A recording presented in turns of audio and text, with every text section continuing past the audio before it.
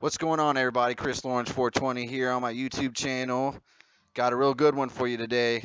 Interview with Conor, aka Okayfabe. I know I didn't do that as well as you did, but how you doing tonight, man? I'm hanging in there pretty well. I mean, honestly, there's only very few people, and the O's always vary. That's the whole joke, is that it could be like it's any way you're feeling, because it could be fun, happy, excited, scared, or even constipated. Yeah, say I try. I even try to do the and this, and I can never. I'm really bad at impressions and everything else like that. I can get off a good joke every now and then, but impressions are just horrible. But got you on here tonight. I really appreciate you coming on. We're gonna be answering Twitter questions and getting to know OKFabe a little bit too. Just wanted to start off. I'm just gonna rapid fire them off if that's cool with you. Works for me. When did you get into podcasting? So, I got into I guess technically I got into YouTubing more first. Because there's that kind of gray area where like YouTube and podcasting are kind of starting to blend a little bit. So it's really kind of, there's kind of like a gray area between the two. But if as far as the YouTube stuff, I started the OKFabe channel, the first one, the very, very first one in 2011. Way back when. My very first video publicly was a review of WrestleMania 27. So that was way too long ago. I feel so goddamn old. Especially when you get a couple kids in there, you know what I mean? Yeah, no kidding. So starting off doing that, I mean, I know a lot of people, at least in my opinion, a lot of people that are fans of you and stuff like that, they know that you do a lot of work with, now, forgive me if I say this wrong. Is it One Wrestling? Yeah, yep. One Wrestling? Okay. One Wrestling is that was like a holy crap, is this real life kind of surreal thing. What happened with that was I was, I'm very good friends with Heel Steven, who you've seen on my channel. I've been on his. We've done tons of collaborations. Hell, we even went to WrestleMania 32 weekend together. So, Steven's like my boy. He's one of my best friends. And he has his show, the Team Heel podcast, and he brought on Big Ray Hernandez, who is the senior editor, senior correspondent for One Wrestling. And we kind of gotten talking, and he's like really kind of like, he was blown away by like my wrestling knowledge, which is borderline geeky. It really is. It's like really like that nerd geek line. It's right there. Like, I don't watch any other sports. I don't watch football, don't watch baseball, don't do any of that. It's just wrestling. That's how bad it is. So he wanted me to do like TNA reviews, and then it just kind of snowballed into me doing SmackDown. So now I do the SmackDown Rebound for One Wrestling on a weekly basis, and then every now and then, if they need assistance, I do the pay-per-view coverages as well too. But I've met I've talked with almost every member of the One Wrestling crew. Even got a chance to meet in person, talk with Bill Apter at WrestleCon weekend, which was really cool.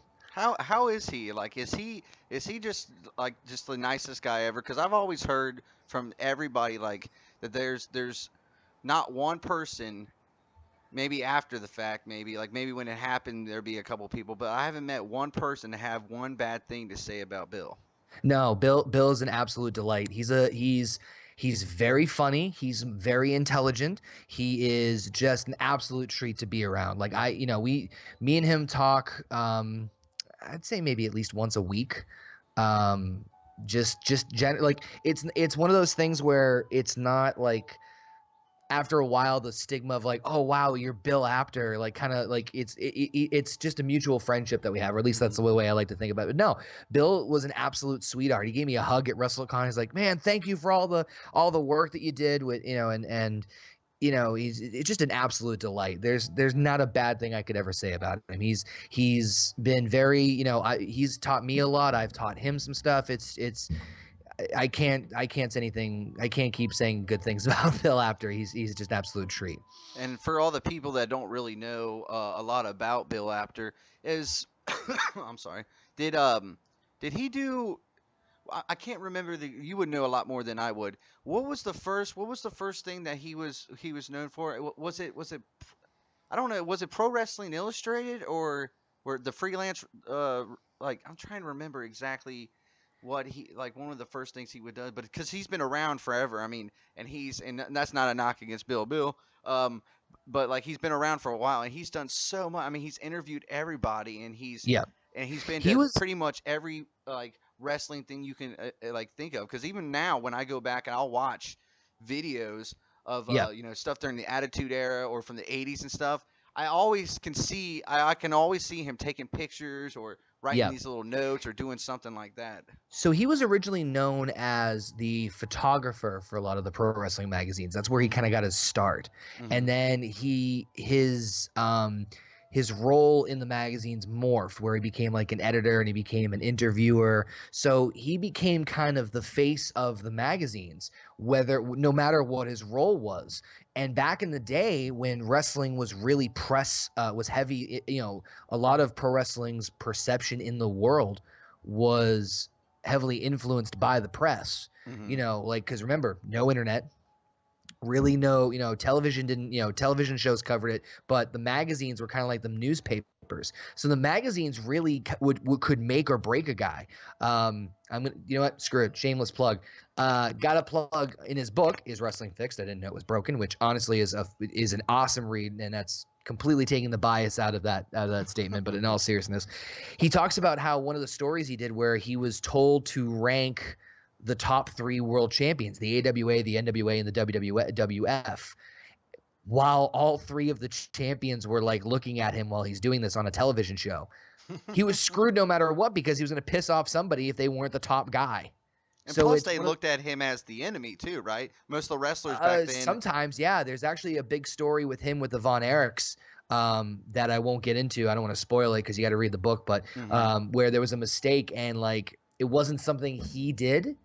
But because he was associated with the magazine, he got the heat for it, and just holy cow. So that's the one of the reasons I love talking with Bill is because, all joking aside, you're right. He has been through everything. So being able to talk to someone who has been through, generations of wrestling. He was there when Ivan Koloff beat Bruno Sammartino for the WWF championship back in, the 70s. That was a huge deal. Bruno was, champion for 4 years straight.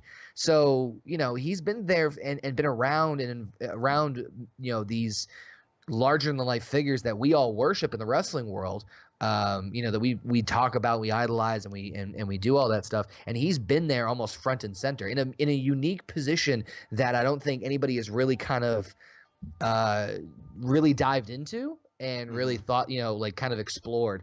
Like, oh, what's it like from the journalistic side of wrestling back in, when the journalistic side was, a huge deal. And that's why I really love the book, and that's why it's really great to talk to Bill all the time. I was just about to say, straight up take the part of you working with Bill out of the equation. Yeah. Is he probably the most respected guy in that field? I mean, you always hear about like Dave Meltzer and all these other people like that, but I mean, Yeah. in my opinion, he's probably the most well respected guy in the field. I mean, I can't think of anyone else. I mean, people have issues with Meltzer, people have issues with trying to think of what his name is. Ryan, R.D. Reynolds, and some of these other guys that do these kind of things like that, or even Ryan Satin and all those kind of jobs like that. I mean, I can't think of anyone off the top of my head that everyone loves and everyone respects a lot, and they know that if they work with him or it's being done through the companies that he works with, that it's going to be done tastefully and amazing. I mean, is there anyone else? I mean, not on the same level, and it's no disrespect to any of those people that you just mentioned. But Bill obviously was like kind of the pioneer of that. But the other big thing too is that Bill doesn't talk about rumors. It's a huge thing of his. He does not like to discuss, rumors or gossip or hearsay. He wants to know facts when they come across because that's the way he was. That's his journalistic integrity. It's not him talking about the rumor of this or, speculation about this or whatever have you. And, while he's well aware of the rumors that circulate and float in the wrestling world, he doesn't like to, discuss anything until it's kind of concrete. And that's just a testament to the way he was brought up and his journalistic integrity. And I respect the hell out of that. Bill was kind of one of the first guys outside of the wrestling bubble that was privy to kayfabe. Mm-hmm. You know, he would institute stories, and even though he knew what was going on, he would still keep kayfabe alive. Mm-hmm. And so that's a hard thing to do. It's a really hard thing to do. I mean, especially nowadays. But Bill is, I think Bill is highly respected because he was a pioneer, and he sticks to what brings him to what brought him to the dance. So Mm-hmm. And not to segue too much into it, but I actually have a tweet from the one and only Devious Dave Rose at Devious Dave Rose on yep. Twitter. Is kayfabe dead? I saw that, and I tried not to. I know you sent out the tweet earlier saying like, is there any questions? And I tried to be nice and not read as many as I could because I wanted to be genuinely surprised. But that one did stick out to me, and I Mm-hmm. thought about that all day. And honestly, yes and no. I think the general concept of everything being kayfabe is gone. Yes, Mm-hmm. but I'm not saying it's totally dead because there are moments, there are storylines, there are situations that are very real or they're based in reality. And I think that when you have like stuff like that, that's when kayfabe kind of, the spirit of kayfabe comes back again. And the two big examples that kind of pop in my mind are when CM Punk initially tried to leave. Mm-hmm. His contract was up halfway through the Money in the Bank pay-per-view when he was like renegotiating, and Yeah, then the the whole pipe Matt bomb. Hardy, yeah, right, the pipe bomb setup, and then the whole Matt Hardy Edge Lita love triangle. Even though they already squashed it, it was based in reality, and there was kind of the internet was still kind of fresh then, and people were like, did this shit really just happen? Like Yeah.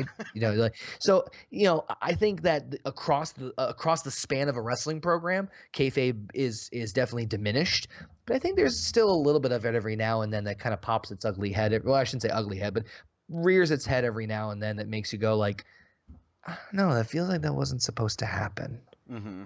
So I don't think it's totally gone. I feel like since you're the historian, I feel like because I feel like a lot of us are like all the people that they want to give a shit for the IWC or whatever you want to call us. Yeah. Seeing that we know a lot about wrestling, I would tell you one thing since we're talking about kayfabe right now. Something that just drives me crazy, and I was talking to someone else about this, but I'd love to hear what you feel about it.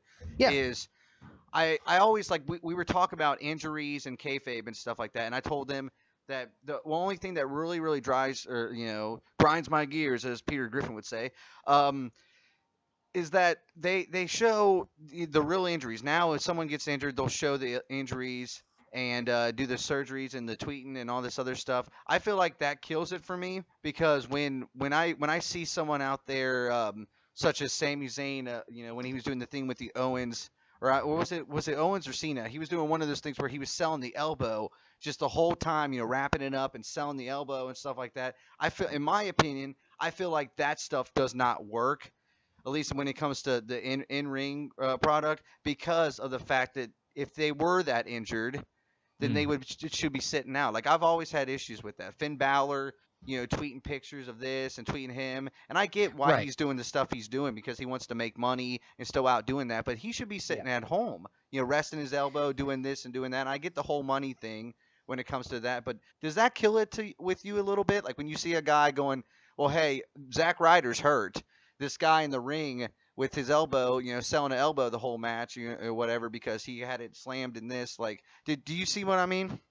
Yeah, it's kind of a double-edged sword in that regards, and I can see your point in that one. Is that I think that basing storylines off of injuries that aren't real, that aren't legit, it's much harder to get behind because of the fact that we're privy to like legit injuries and seeing all this all this stuff that's out there. So I could definitely see that. But on the flip side of that, I think showcasing the legit injuries helps legitimize pro wrestling for what it is, because as well as I do, Mm-hmm. everyone who isn't a wrestling fan wants to walk up to us and say, it's fake, right? Yeah, it's dumb. That stuff's It's not for real. And of course, kids. that boils our Yeah. blood. It gets us pumped and just gets us like, bah. I think that showcasing like what they go through between knees and shoulders and necks and backs and everything. I think it legitimizes like, hey, yo, yeah, you think, yeah, this is all crap because that guy's knee just kind of popped out of its socket. Yeah, Hmm. that's fake. Sure, yeah.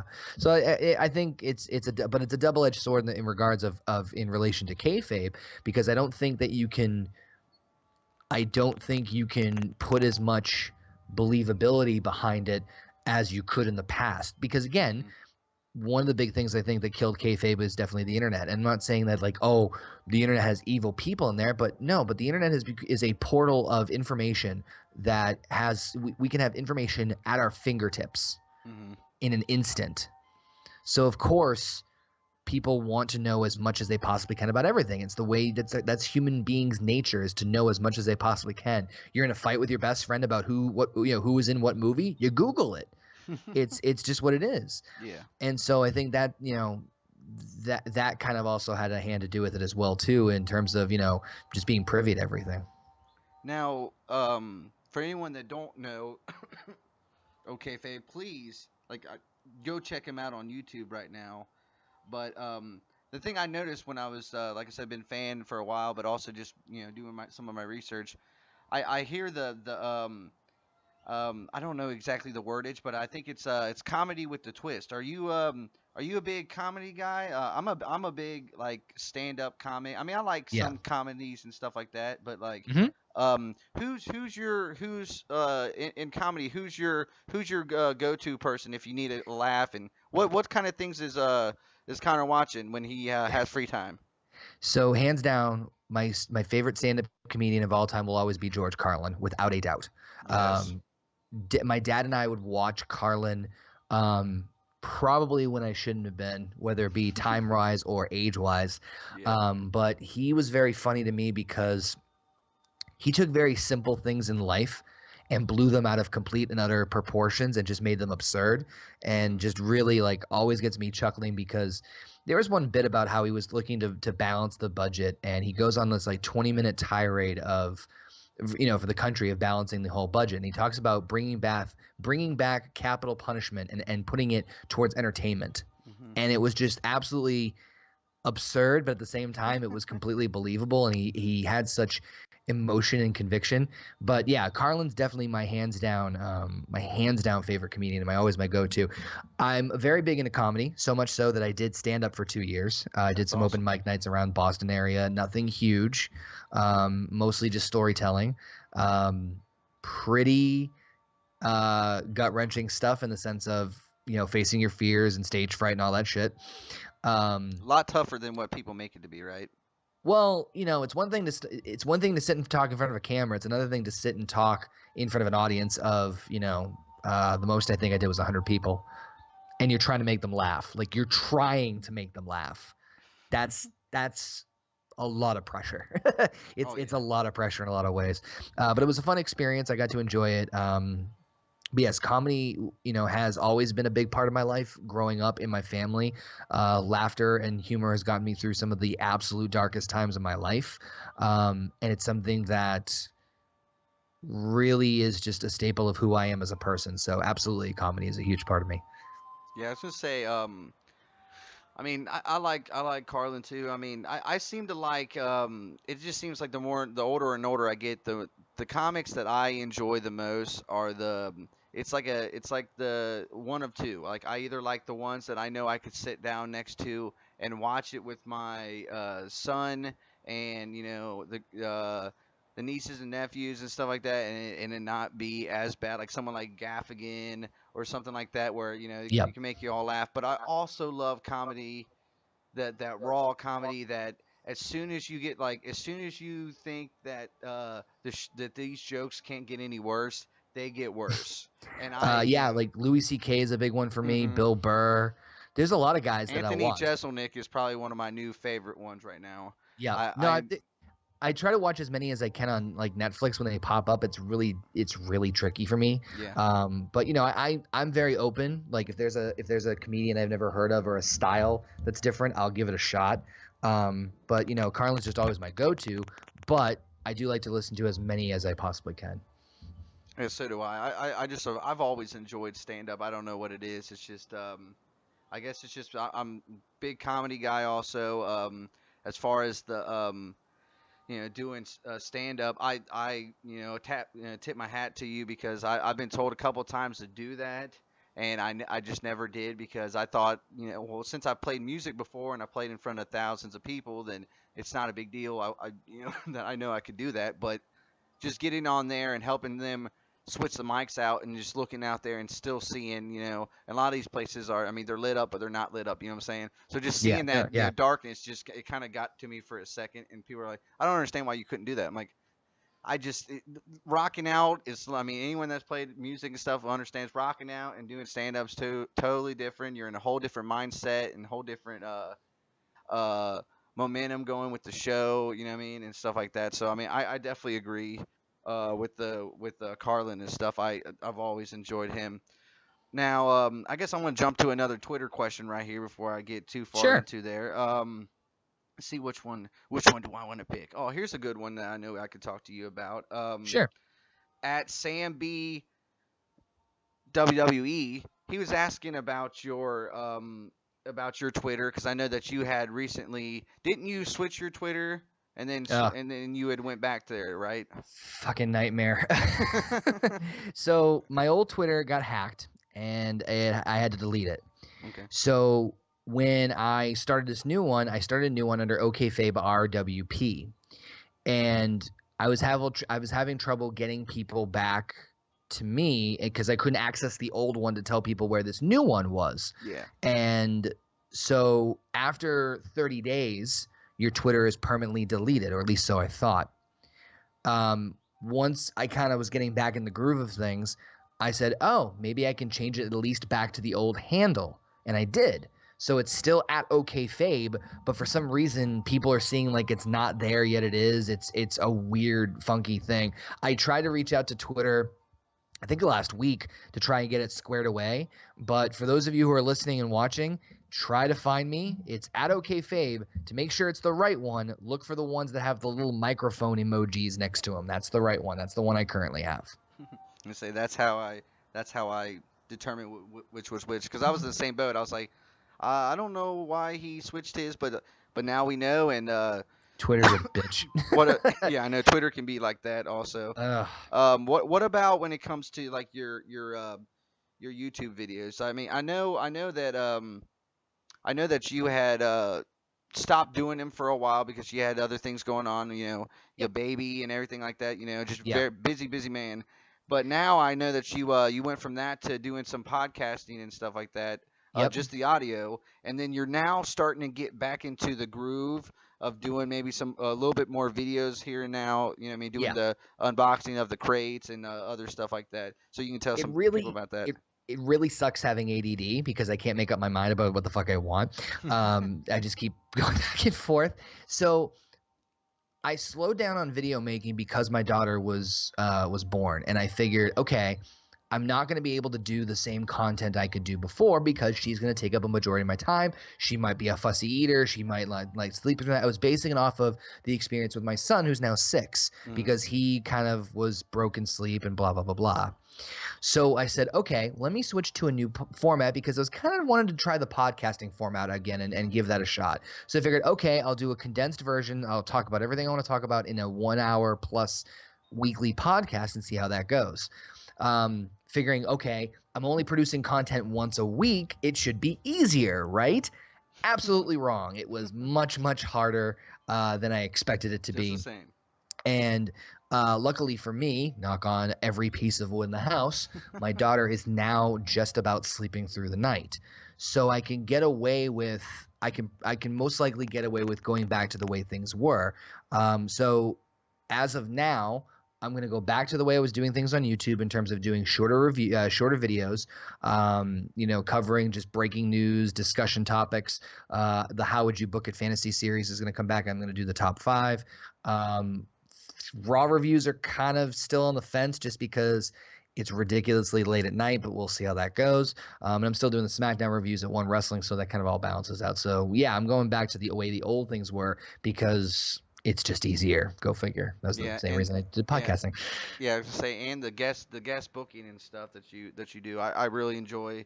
I really enjoy watching those. And anyone that's watching or listening that has kids and can relate with Connor and me and all the other people that don't have kids that complain about how they can't do podcasting and YouTube videos and all that, you all can suck it, okay? Because no one knows how hard it is to do all this stuff. Everyone just thinks you just push a button. It's not like that. It's a lot harder than what Well, you make it to be. you So, want to you want to produce the best content you can, because especially in the YWC, and this is no disrespect to you, and this is no disrespect to any of the people that I've worked with, mhm. who are bigger and better than me, but any schmuck can get a webcam and produce content on YouTube. Yeah. So that means you have to work that much harder to stand out from the other people who don't put in a lot of hard work and effort. Um, so doing it with, a child who's dictating their schedule to you is not, is not a recipe for success, at least not right away. It's a bit of a struggle. So, yeah, good times. And saying only those people will know that opposed of the other people that don't have Hmm. kids. But let me go to another Twitter question. I Sure. actually put up a hashtag Ask Connor on Twitter, so if you guys saw that, that's where I'm getting all this from.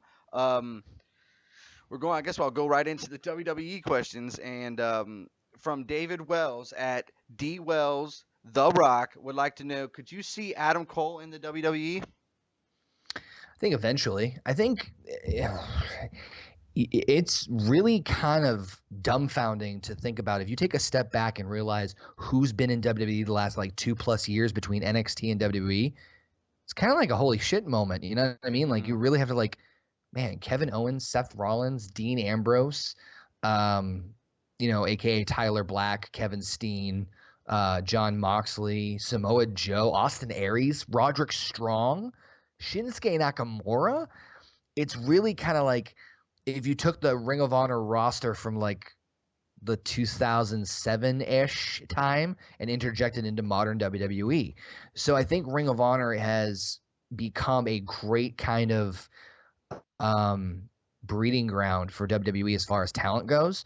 And with WWE kind of trying to, what I think is, spread their reach across the globe much more so. And I point to the United Kingdom tournament they're doing in January, which I cannot fucking wait for. But they're trying to expand their global presence. And so it would make all the sense in the world for them to try to acquire the top, wrestlers across the globe. And Ring of Honor is no exception to that. So I think, and it's no disrespect, or it's definitely a testament to Adam Cole, who has been so successful. But I believe with him being in the Bullet Club right now, I don't think he's going to go anytime soon. But I definitely see him. I could see him WWE in the next, I don't know, year, maybe year and a half. Yeah, I was gonna say I agree. I think that I mean he's great, man. He's doing a lot of good stuff over there where he's at, and and it's just like everything else. You kind of worry like, hey, is this going to be good for him to come over here? You know what I mean? Like, are they going to do him right? And from what we've seen of for the most part, most of the wrestlers that have came from the Indies and ROH and TNA and that kind of stuff, they do still pretty successful. You know what I mean? I just think a lot of people worry about, well, if he don't come in as the Bullet Club and he just comes in as himself, then he's going to be this, and or if he don't work with Gallows and Anderson, then he's going to not do as well. I think that he will do great. Um, I would put him straight in NXT. That's just my opinion, and have him work some great matches down there. But going straight to WWE, I mean, yeah, he's got the talent and everything else to do it. But as far as I just think that NXT is his calling if he does go to WWE. And plus, I think that he'll enjoy it better. He'll enjoy the matches and um, and when he does get up to the WWE, I think that would be great. I mean, there's always that initial fear of, will they treat them right? Because obviously there have been many people who have made success outside of the WWE that come to WWE and you go, and so that's an inherent fear, and that's understandable. But at the same time, it's like, he'll have some good stuff. He'll have some good matches. I think a lot of us thought about that about AJ Styles when he first popped up, and look at him. He's had probably, I argue that AJ is the best wrestler of the year. Yeah, I saw that on Twitter. You said that you were asking people, and I think I said either I think I said if I had to give it to anyone, I'd have to give the wrestler of the year, AJ. But as far as like, if you want to take the thing of carrying this stuff on his back, in my opinion, I think Jericho's carrying Raw on his back now. Like I don't think if Jericho was not there, I don't really know if I think Raw would be even more buried in the dirt than it is now, and that's in my opinion. Like he might have been in kind of some stale segments these last couple weeks or whatever, but I think overall, I mean, he's gotten himself over. He's gotten over his catchphrases and stuff, and I think that's what I mean. At least in my opinion, I think that's what a lot of issues that they have. You know what I mean? Like I heard an interview with somebody the other day that were talking about they went through the whole Raw roster. I'm pretty sure I'll do a plug out to the Vince Russo brand. I think it was Lion Tigers, Bears, and Dirt with Disco and Jeff Lane on there too. But I know they were talking about it, and they literally sat down and were going through the Raw rosters, and they were trying to come up with just characters and catchphrases for all the roster, and almost I would say 60% of them didn't have a quote or like a thing that they did or a character or anything like that. And Jericho goes out there at his age and just gets himself over and gets over almost every single thing. Got over the list, he got over it, and stupid idiot, and he continues to do these things. You know what I mean? I think we'll be all disappointed. As much as people want to give him shit, we'll be disappointed when Jericho leaves after WrestleMania. Chris Jericho got over in 2016 a jacket, a potted plant, Mitch, and I forgot about a clipboard. That's I think right there. That's your answer of how good he is. If I had the reason, what Chris is alluding to is my Twitter poll. I decided to do one towards the end of 2016 here and say who was the best wrestler of the year, and I gave because Twitter only gives you 4 options. I put Kevin Owens because he's the Universal Champion, Broken Matt Hardy, AJ Styles, and other for anyone else who wants to reply. So if I had more options, you bet your ass Jericho would have been on there. Yeah, and I agree. Also, like you can't not put Broken Matt Hardy on that. You know what I mean? It's like he is close with whoever wins that. You know what I mean? Whoever wins Wrestler of the Year, he has to be right. Not even a step behind them because he's done so much for TNA and for his character and for his brother and his wife, King Maxwell and everybody that it's absolutely crazy. Well, we got one here from Mark Johnson, MA_Johnson_67 on Twitter wants to know, who do you think should win the Royal Rumble? Fucking A, dude. So I'm between you and me, a little exclusive for you. I don't know how much of an exclusive this really is, but I'm currently working on the How Would You Book series, and it's how you would book the Royal Rumble 2017. And I've gotten the undercard matches down. I've got those all set, like the 2 titles, how I would book them, and even some like fantasy undercard matches of what I would book. But the fucking Rumble is what scares me, and the reason it scares me is because, if it was up to me, if it was really up to me, I would have Chris Jericho in it. If it was my call, but obviously since Jericho's going to be in a shark cage, I don't think that's going to happen.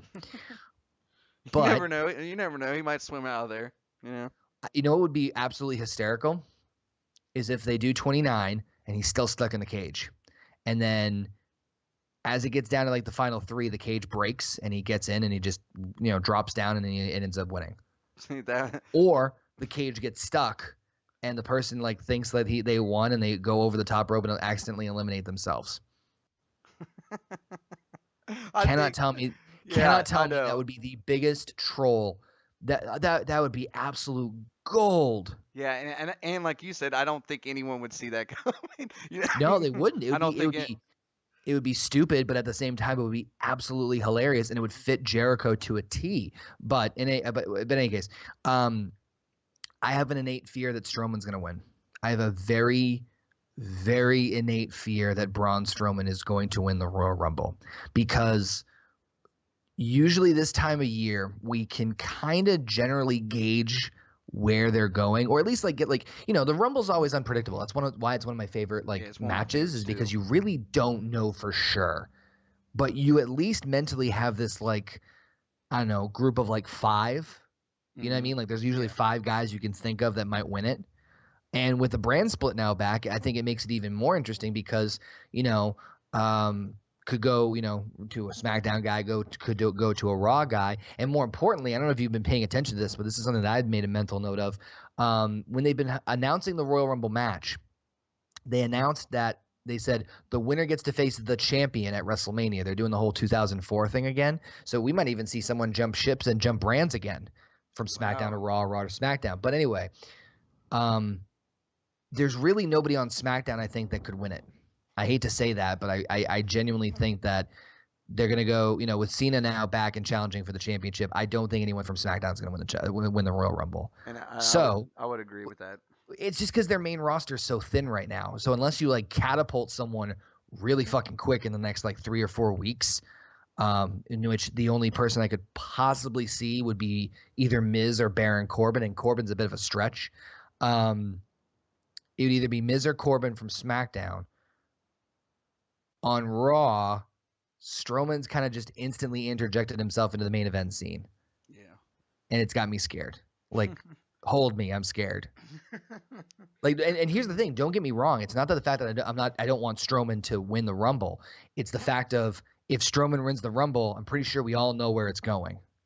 Yeah, and Yeah, to actually like I don't know if I think if I chose right this second, because I still want to give me a couple weeks to kind of just see, kind of see where they're yeah. going in a way. But I mean, I would love to see I would love to see Sami Zayn win and have him do something with, I mean, as much as I don't want to see a triple threat match at WrestleMania, but maybe having, him, Kevin Owens, and Finn Balor. I think that would be a great match. And the only other thing I think I mentioned to some people on Twitter was if I was going to bring up Ty Dillinger, he needs to come out at number 10. Yeah, like a couple of people have been saying that, which I think is very smart. I think Ty needs to stay in NXT, but having him in the Rumble at number 10 would just be a fun treat. You know what I Hmm. mean? Like, just have him come in, like kind of like what they did with Bayley at Battleground, where she's still on NXT but came in for the one match deal. Yeah, I'd be fine with that. Now, But now I was going to ask you real quick because mm, you would know a lot about this stuff. I mean, I do too, but not mm. as much as you would. um, when it comes to this Royal Rumble, do you see like, I mean, what changes do you see in this one? Like, do you see them? Because I was thinking about it too. I was thinking, are the champions not going to, like, is the U.S. champion, is Intercontinental champion not going to be involved in the Royal Rumble match? Because I know they have in several years. Is the cruiserweights not going to be involved? Like, are we not going to see a Neville or TJP in the Rumble as a random? I mean, I what? highly doubt you're going to see the cruiserweights in the Rumble. I just, from the way they're portraying them, the cruiserweights have their own division. They have their own show. They have their own fucking purple ropes and lighting on Raw. They're keeping them separate. They're not Hmm. in. The cruiserweights are their own bubble. And as much as I would love to see a cruiserweight get into the Royal Rumble, because I think it would be intriguing and exciting, I think the most we're going to see with that is probably Kalisto. Um, no, I don't think we're going to see the cruiserweights. As far as the mid card titles, I think you have to put Miz in the Royal Rumble match itself. I Yeah. also think that, well, obviously, I don't think we're going to see either the Universal Champion or the WWE Champion in there, because both of them are having their titles defended. And obviously, Roman being the U.S. Champion, unless he drops it, which I was hoping he would, but in any case. I think that we won't see, but if the typical booking, I say you throw all your mid card champions in there, because that's really a time for them to shine. That's the time for them to say, like, to kind of give them the ambiance and give them the mental image of, hey, he's in the ring with this guy, this main Hmm. event person who we've never seen him in the main event with, like. That's why I really liked it when Miz was in the Fatal 4-Way a couple of weeks ago for the number one contendership for the WWE title, is because he may not have won, but it planted the idea of, like, huh, Miz is going toe to toe with like these guys who are in the top contention. that could be something of interest in next year or so. Yep. I'm saying I agree with that. And let me ask you one more Royal Rumble question, and then I'll segue into something else real quick. Yeah, it's all good. If you could pick, I mean, take out Brock, and I'll say anyone that's on the main roster: Brock, Hmm. Goldberg, Triple Yep. H, The Yep. Undertaker. Who could you see them bringing back? Because they always like to throw in one or two, special things every now and then. Who would you like to see them bring back for this year in the Rumble? This is gonna be a very weird answer. I thought about this. It's a weird answer, and hear me out. I don't think this guy would win it.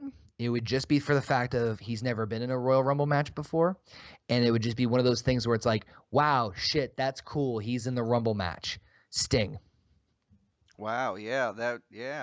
Wow, yeah, Again, it's not one of those things where he has to do a whole lot, right?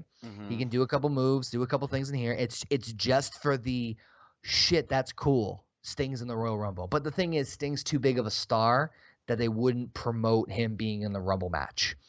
Um, he's way too big, way too big. But I think personally, I would put Sting in there just as a just a one off and be like, oh wow, fuck, cool, that's awesome. Sting was in a Rumble match. You know what I mean? Kind of hmm like Sting was at a WrestleMania.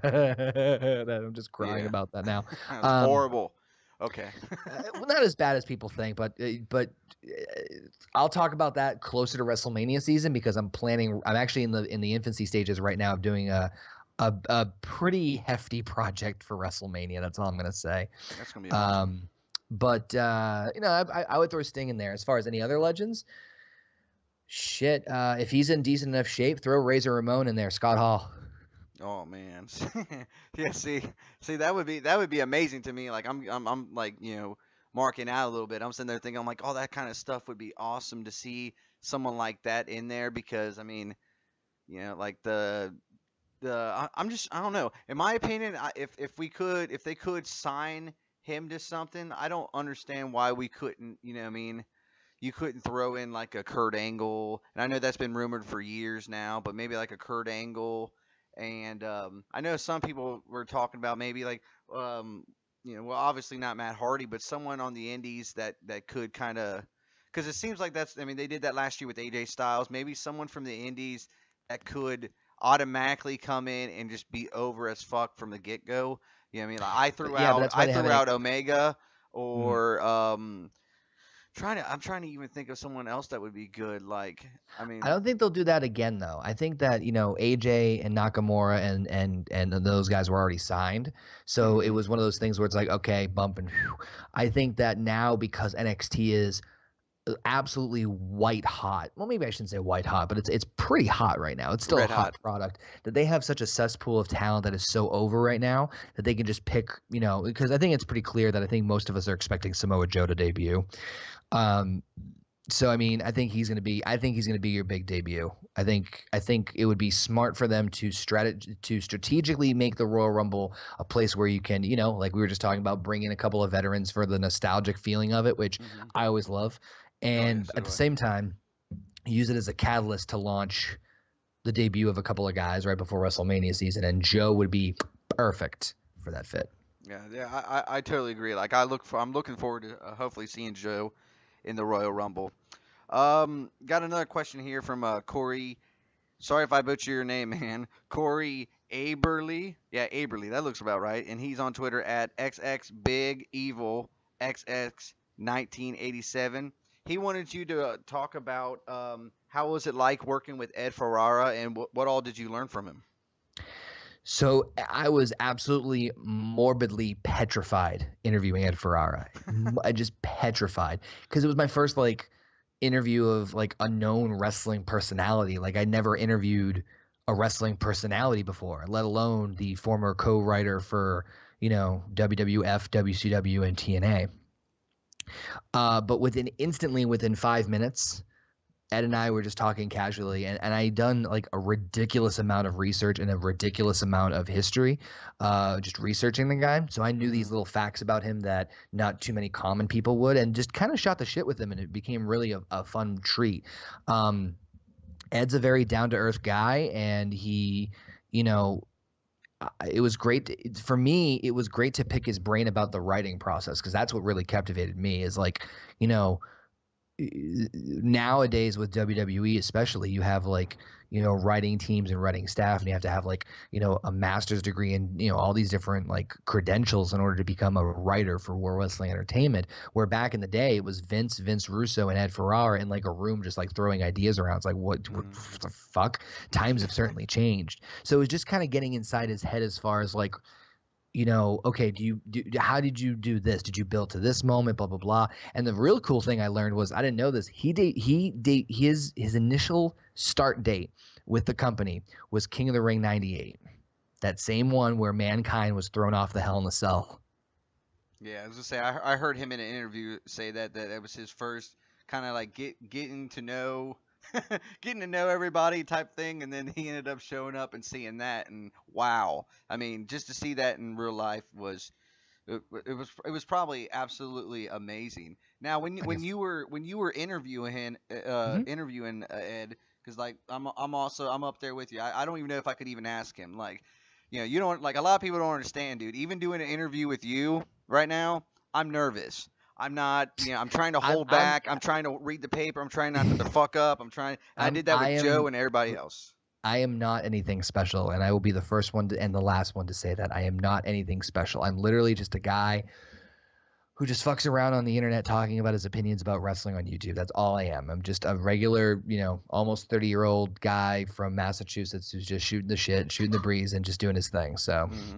Well, I'm well, not anything special by any means.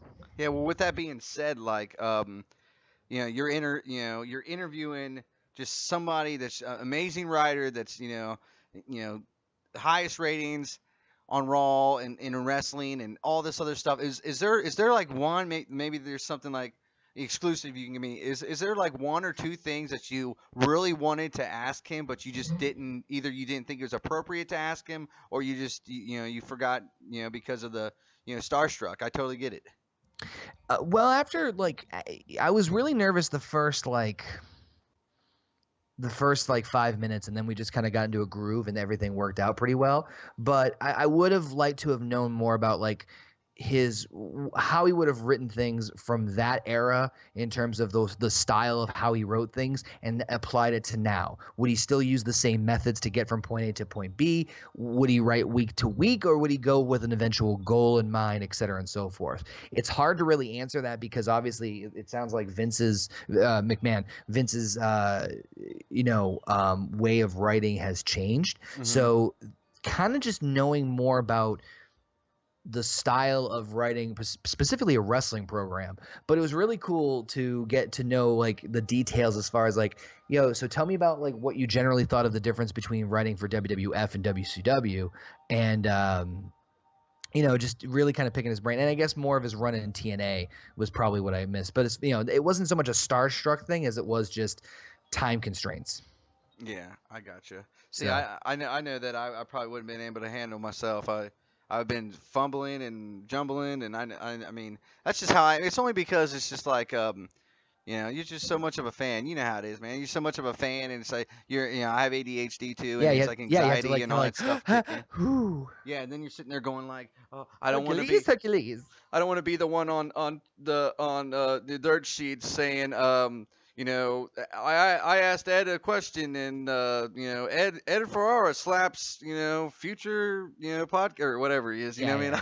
mean. I didn't want to get like that. So but I know you got a lot of stuff going, so let me ask you a couple more things, and then I'll Sure. let you get off of here.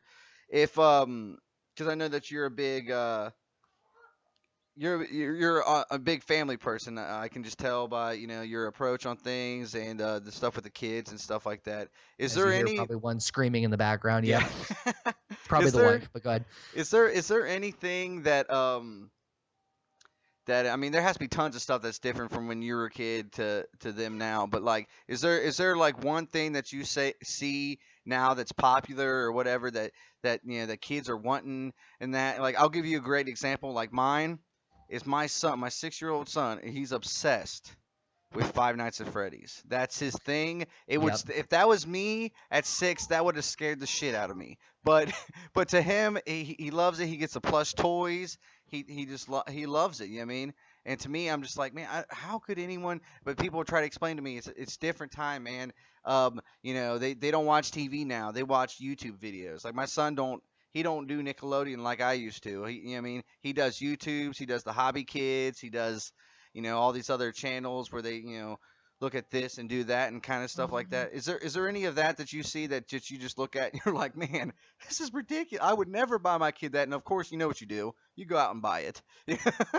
Well, you know what? It's funny. My son's into literally the exact same things you just said, like everything. Five Nights at Freddy's, the whole night. I've had to play all Five Nights at Freddy's games, except for Five Nights at Freddy World, which one sucked, just to satiate my son's appetite to see all this. But no, I mean, you know what's funny to me is that a lot of the stuff that I was into as a kid and a teenager is starting to kind of make the go around again. Pokemon, Dragon Ball, stuff like that is starting to like make rounds again, which I thought was that's really intriguing to me. But the one thing that I think is really ridiculous is these stupid toy channels on YouTube. I do not understand them for the life of me. How these channels on YouTube can garner millions upon millions of views and money apparently, and they're barely like it's just I don't know, like it's crazy to me how then again I'm one to talk because I'm making stupid videos on the internet as well too, but how these like things just blow the hell up.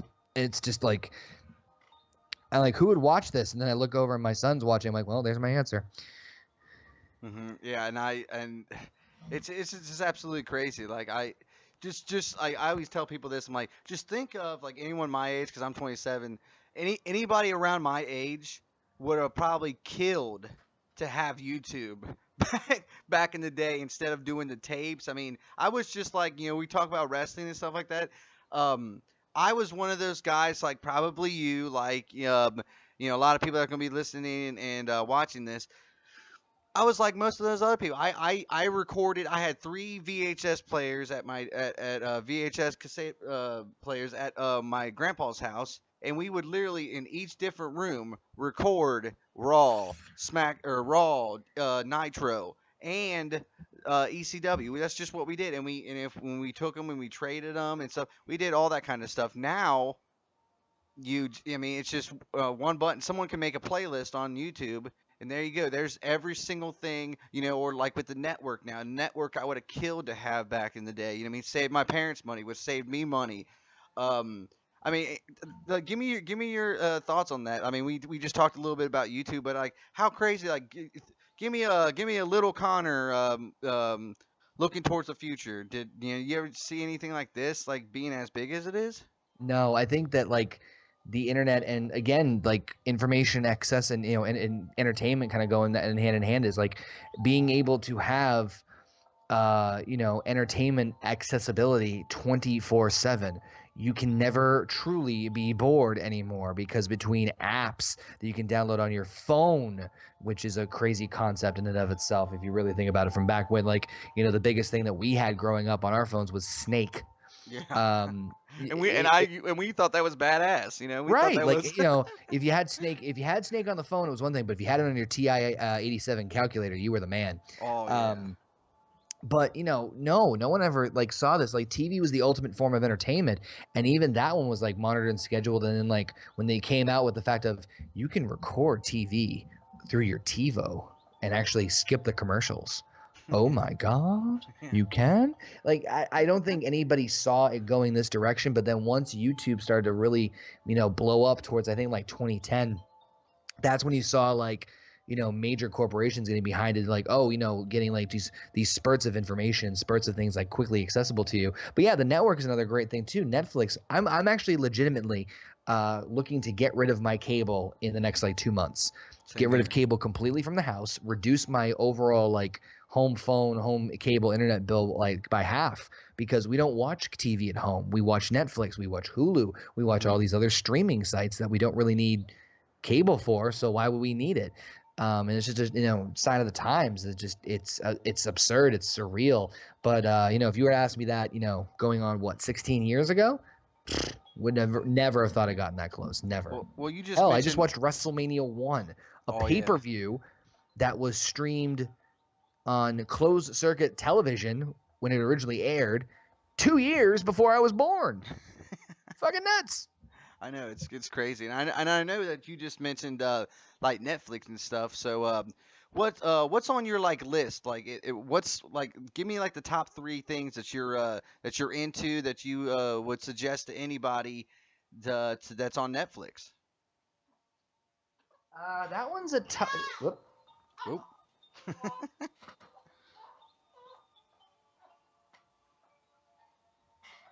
Sorry about that. No, it's all good. That's a toughie because I really don't watch anything too. I think the last thing I binged watched through Netflix was I think I watched Breaking Bad was a big one for me. That was that I discovered by accident, and then like I never left the house for like a week. But what I usually typically do is I'll binge watch shows in bulk, like when a good amount of seasons have come through, and just power through them. So Breaking Bad was one of them. When House was towards the end of it, like Dr. House, Yeah. that was another one. But the funny thing is, my account is shared with my son. So if you looked at my Netflix account and see my last watched and recommended, it's Yeah. quite a bizarre jump between something like I don't know, like Intervention and like drug cartel and all these like crazy things like that. And then also in your suggested box, literally right next to it, Thomas the Tank Engine's Magic Time Adventure.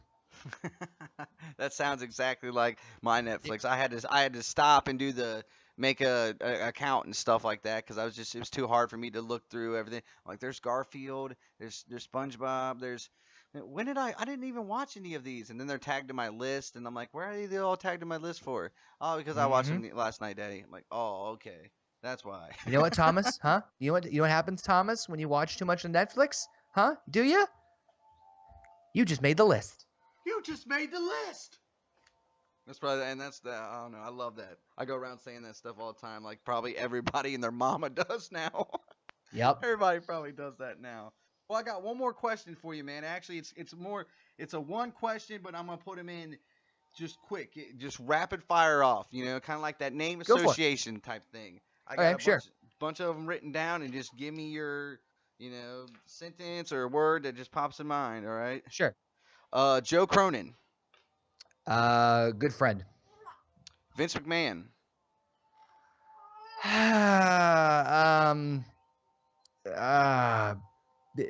Business genius. business genius. That was a good one.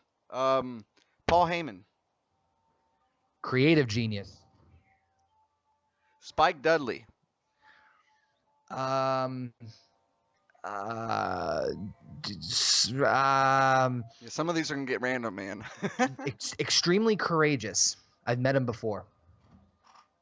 Let's see. I'm not gonna do that one. Let's go with Tommy Dreamer, Funny bastard. TNA. Facelift. That's great. Broken Matt Hardy, Um, Genius. CWC. Innovative. Yes. I don't want to do that one either. I got a couple of celebrity ones on here. I'm like, I don't want to do that one. Actually, I'll do that one. Why not? Charlie Sheen. Winning. Yes. See, you know how many people I ask that to, and they just give me other ones, and I'm just like, those are the ones I'm going for. I purposely say all these so I'd get some of them. You know what I mean? Um, what about Journey? I only bring them up is because it's like them and a few other ones are going into the Rock and Roll Hall of Fame this year. Yeah. Underappreciated. Stephanie McMahon. Ambitious. Shawn Michaels. Greatest of all time. Sonny. It always is. I was about to be like, rubbing our cocks in anticipation. The Beatles.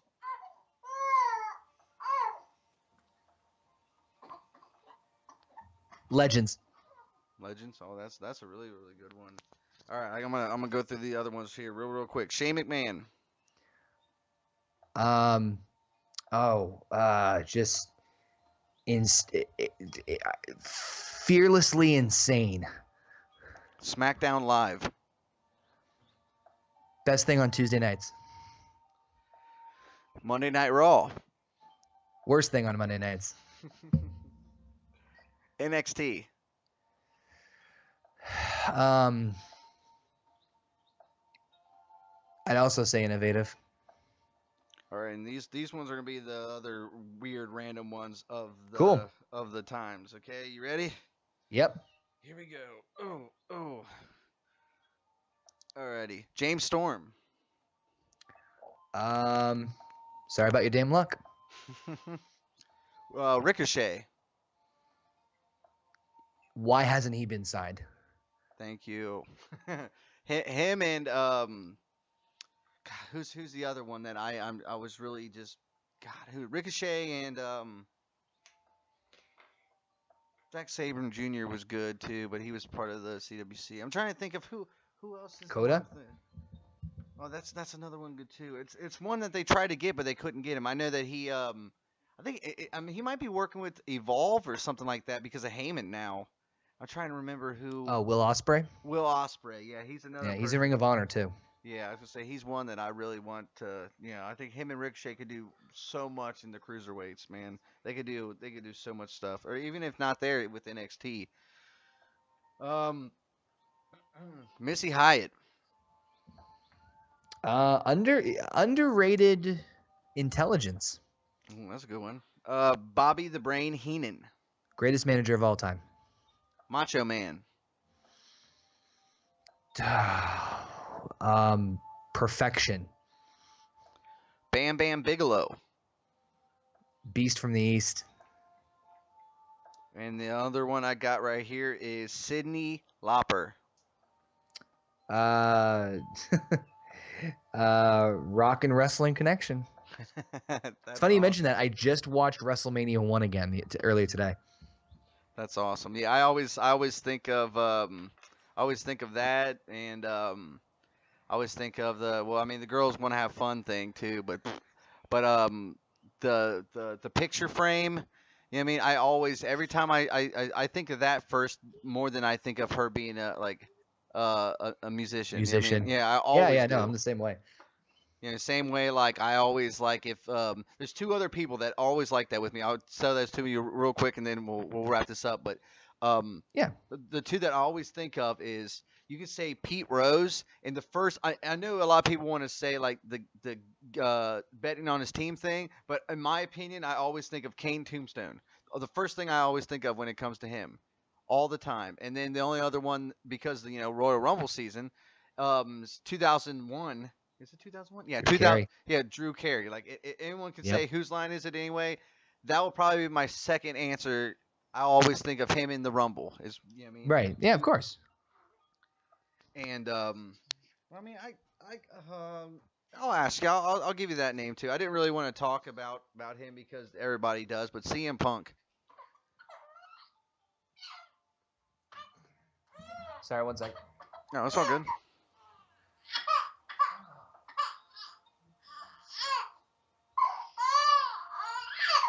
Definitely check me out on Twitter at 420 Wrestling Pod if anyone wants to go hit me up, follow me. I tweet during Raws and Smackdowns, and I know Okayfabe also. He also does the same thing. He tweets during the shows and does as much as he can on social media and stuff. So definitely go check him out on that also.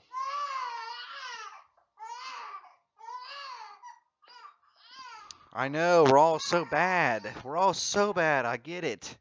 I get it, little one. It's so bad, it's ridiculous. Oh my God, she is unbearable tonight. It's all good, man. I was sitting there screaming. She should be asleep, and she was asleep only for like a little spurt today. It's ridiculous. Anyway. It might not just be you. I think it might be like there might be like a epidemic or something going on because I swear it's not just you. It's everybody's kids. Like I've heard earlier, Mike's kid was not going to sleep when he usually should. My son's not in his bed like he should be. Everyone's kids are up. It's You like know what I mean? they know we have shit to do. But Yeah. anyway, so what was the name you had again? Oh, CM Punk. Um, Proud. Like I actually admire that he, without getting into too much, I admire his gumption and his fortitude and his Hmm. strength and bravery to do everything that he's done. And I definitely agree. Like I'm wearing a CM Punk shirt as we speak. He's by far probably one of my favorite wrestlers, and a lot of people want to give me shit because he's not in the business, and you know what I mean. Right, yeah. And if It's he, easy to do that. I yeah, mean, yeah, I'm not saying he left the business on the easiest of terms or the best of terms, obviously, but hmm I have to at least tip my hat to him for doing things the way that he wanted to do them. So, yeah. you Well, know. man, I really appreciate you taking the time out and coming on here and doing this. I know I asked you a while back and stuff like that, and I thought was another reason why I thought you agreed to do that is because I had so many subs and I was on my way up. You know what I mean? So I was just like, that's awesome. He's doing this for me. And plus, like I said, man, No, I watch your videos, dude, and I have for a while now. Like anything that pretty much anything that you've done, I think I've at least seen a little bit of it. I mean, I might have missed it here and there, you know what I mean? But as a fan, like that's another reason why I wanted to start this. And I know I tell people that all the time, but and this is the reason why, because I want to get to know, um, get to know the people that we enjoy, that we watch and stuff. Because I feel like and a lot of times you watch it, same thing on watching a TV show. We talked about it earlier. Watching a TV show, you're into that person, but it seems like now everything's so it's either it's all out there on the internet or it's not. And I think that I get more of appreciation, at least just in my opinion, I get a lot of more of an appreciation for a YouTube personality, as I like to call them, or whatever it is. I have more Right. of appreciation for them when I can relate to them in another way, because everybody does, like you can vouch for that. Everyone does podcasting and wrestling shows, but the thing that makes me have such a connection for people like you and Joe Cronin and JD from New York and stuff like that. So I feel like I know them a little bit more than just the common person. Like, oh, I just watch it because they talk about wrestling. Yeah, but I feel like I can relate with you guys. You got kids, I got kids. You're into comedy, I'm into comedy, and without having the time a lot of times, because you're so busy doing all these shows, you don't have enough time sometimes to kind of tell people that. That's the reason why I Yeah. really wanted to start this channel, because I feel like a lot of people are just like I am. Hey, I wonder that, what if this, and what does he think about that, and what does he watch, and what does he listen to on the way home in his car? You know what I mean? That's all stuff that I mean, it just brings you closer as a fan. You know what I mean? And for that, like I said, it means a lot to take the time out and come on Dude, here and do this for I'm me. sorry it took me so damn long to do it. Just with the transition and everything over, Hmm. it really, timing wise, has not been being able to strategize and schedule things has not been the most ideal. I do want to, once again publicly, obviously thank you for the opportunity to come here and talk with you.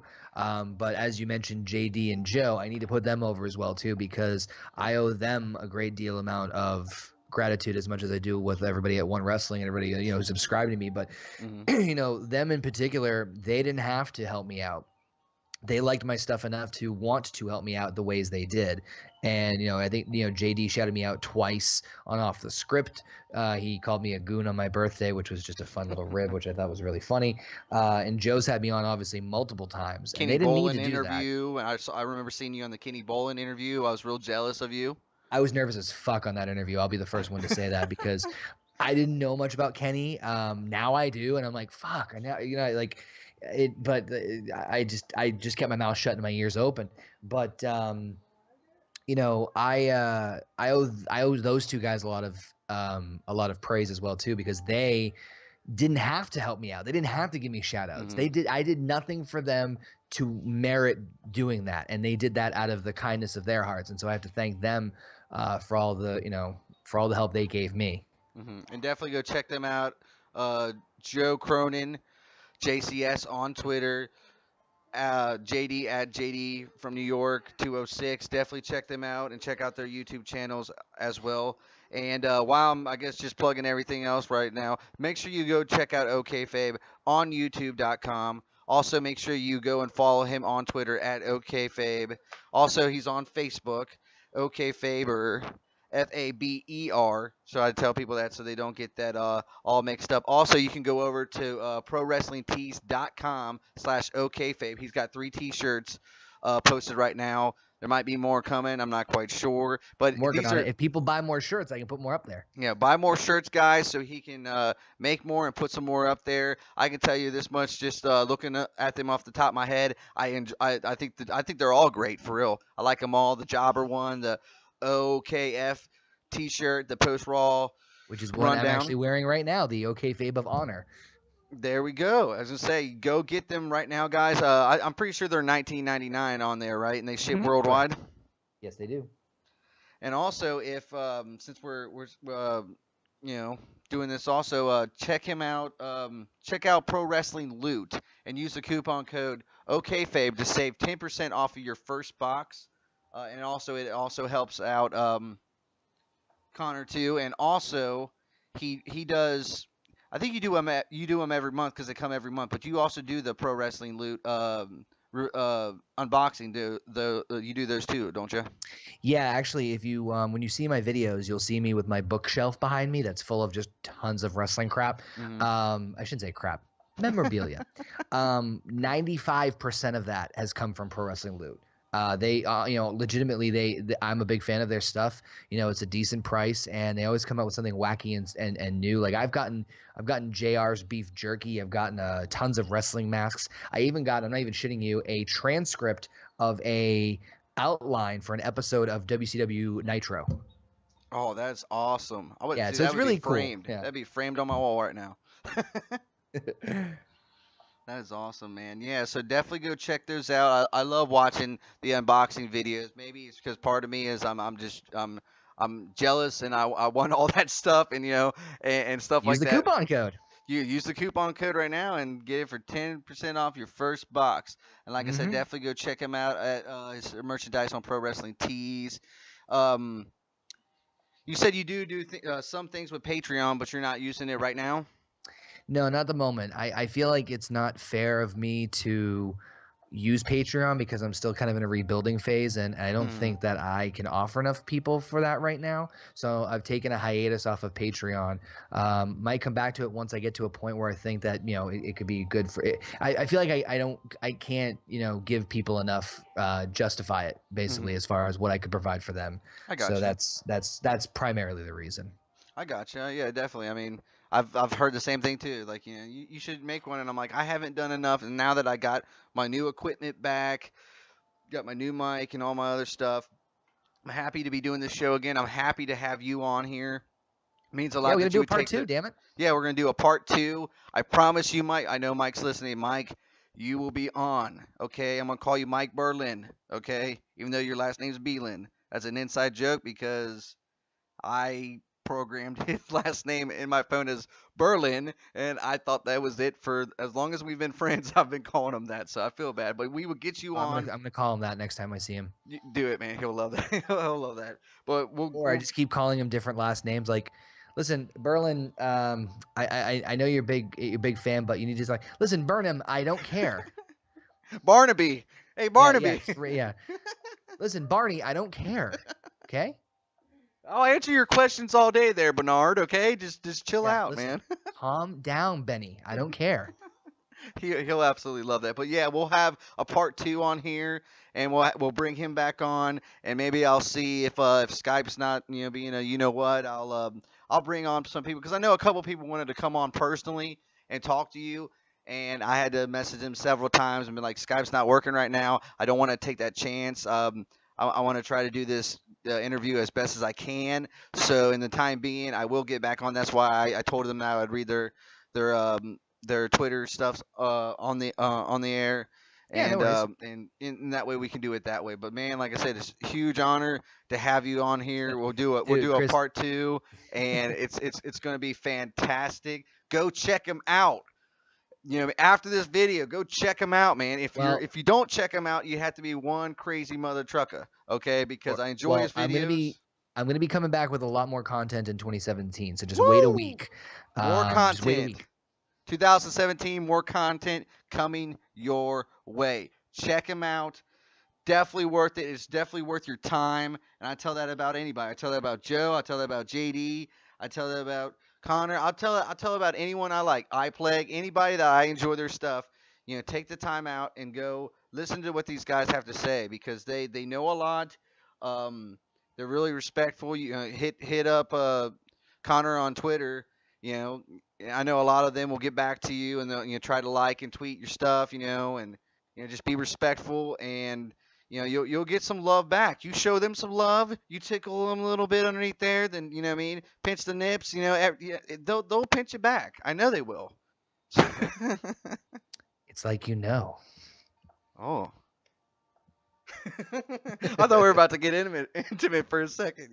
Same shit that Demarco Shh, does that to me all the that time. happens off air. Oh yeah, that's right. See, you guys don't get to see that. That's X-rated. This is the next stuff that's Extra, happening up. extra. That's just for extra. That stuff's just for us. So, but till next time, guys. Thank you for checking me out and for supporting me. Everybody that like and sub to this video, tweet it around, like it on Twitter, do whatever you can to spread the Chris Lawrence 420 love, and also for Okayfabe, check him out and send him some love too. I really appreciate everybody sticking with me and telling me to keep on doing what you're doing. Yeah, you lost subs, but just stick with it, dude, and you'll be good. I appreciate everybody. With that being said, I'll catch you on the flip flop later.